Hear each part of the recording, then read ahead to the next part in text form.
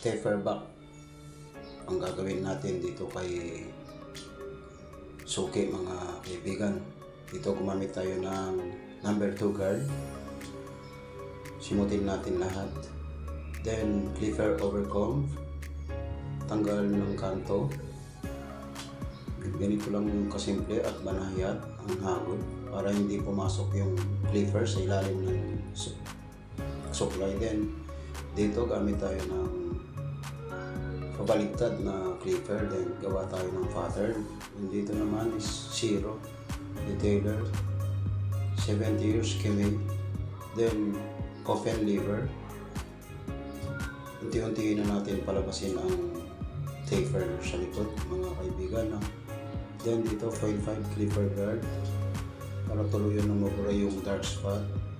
Then dito close, tanggalin na natin yung line. Then simutin natin yung dark spot sa detailer.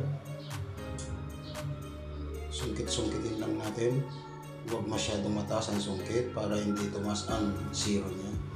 Then gamit naman tayo dito ng thinning scissor para bawasan natin ang kapal ng buhok niya. Sobrang kapal ng buhok ni Suki mga kaibigan kaya kailangan gamit tayo dito. Then plangketa or paleta ang tinatawag para matanggal ang mga usli at tira-tirang buhok.